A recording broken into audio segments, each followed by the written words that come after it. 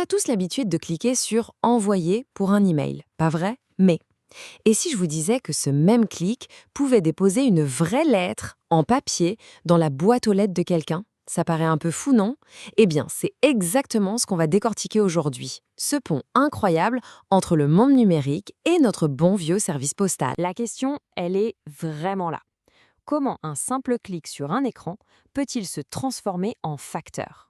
Le parcours entre votre souris et l'enveloppe timbrée qui arrive à destination, c'est un voyage technique assez bluffant.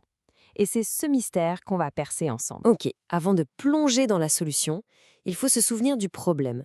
Parce que pour vraiment apprécier à quel point c'est malin, il faut se rappeler à quel point ça peut être une tannée d'envoyer une lettre. C'est pas une seule grosse tâche, non. C'est plein de petites corvées qui s'accumulent. Vous connaissez le refrain, j'en suis sûre. D'abord, il faut mettre la main sur une enveloppe. Ensuite, écrire l'adresse en entier, en priant pour ne pas faire de rature. Ah, et le timbre. Espérer en avoir un qui traîne dans un tiroir. Et le clos du spectacle. Trouver un moment pour aller jusqu'à la poste. Franchement, chaque étape est un mini-obstacle. C'est typiquement le genre de truc qu'on finit par remettre au lendemain. Et voici la solution. Tout tient sur une simple page web. L'objectif est clair, faire sauter toutes ces barrières d'un seul coup. Et pour ça, l'interface est super bien pensée. Elle nous propose deux chemins différents, deux manières de faire. On a donc le choix. Soit on prend la voie express, le chemin intelligent, où c'est une intelligence artificielle qui fait le gros du travail à notre place. Soit on prend le chemin classique, la méthode manuelle, où l'on remplit nous-mêmes le formulaire. Deux approches, mais à la fin, le résultat est le même, la lettre est envoyée. Allez, on va se concentrer sur l'option la plus bluffante, le chemin intelligent. C'est là que la magie opère. L'application utilise une IA dont le seul but est de nous faire gagner un temps fou. Vous voyez cette corvée de devoir recopier une adresse? Eh bien, oubliez-la. L'IA s'en charge. Pour nous, l'utilisateur, c'est d'une simplicité déconcertante. On clique, on choisit notre fichier PDF et c'est tout. Mais derrière, en coulisses, ça s'active. Le système envoie le fichier sur un serveur qui va le scanner de fond en comble pour y trouver une adresse.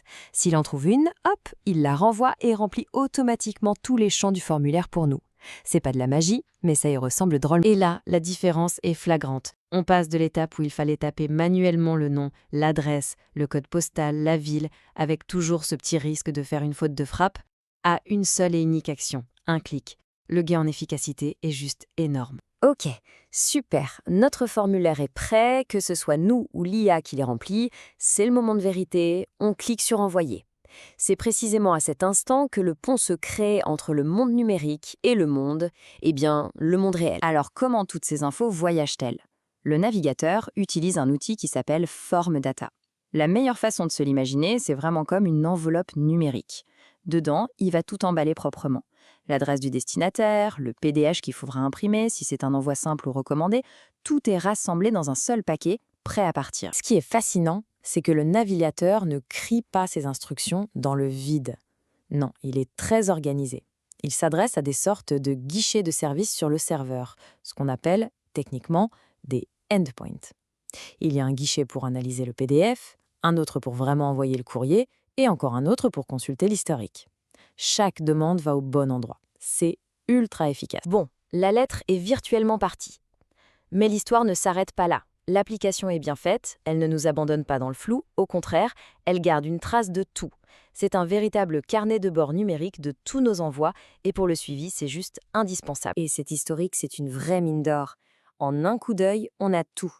À qui, quand, quel document et surtout des infos clés comme le prix ou le statut de l'envoi. On peut voir où ça en est et s'il y a un suivi, le lien est directement accessible. Fini de devoir chercher ce fichu numéro de suivi dans ses mails. J'adore ce petit détail car il en dit long sur la philosophie derrière l'outil. Le statut de l'envoi, il n'est pas juste écrit en toutes lettres, il est aussi indiqué par une petite icône colorée. Ça peut sembler anodin, mais c'est un choix de design très malin pour que l'information nous saute aux yeux. C'est ce genre d'attention qui fait toute la différence. Évidemment, si on commence à envoyer pas mal de courriers, la liste peut s'allonger. Pas de panique, ils y ont pensé. L'interface propose des filtres hyper pratiques.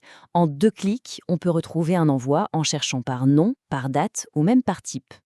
L'idée, c'est pas juste de stocker l'info, c'est de la rendre vraiment facile à retrouver. Finalement, quand on prend un peu de recul, tout ce processus, c'est un exemple parfait du web d'aujourd'hui. D'un côté, une interface ultra simple pour nous, l'utilisateur, et de l'autre, en coulisses, toute une machinerie complexe mais incroyablement efficace qui travaille en parfaite harmonie pour faire d'une action numérique un résultat bien tangible, bien réel. Et ça nous amène à une question beaucoup plus large. Si on peut rendre l'envoi d'une lettre aussi simple, imaginez toutes les autres corvées du quotidien qui attendent juste que la technologie leur donne un petit coup de pouce. Qu'est-ce qu'on pourrait simplifier d'autre? Ça laisse rêveur, non? Merci de m'avoir suivi et à très bientôt pour décortiquer un nouveau sujet.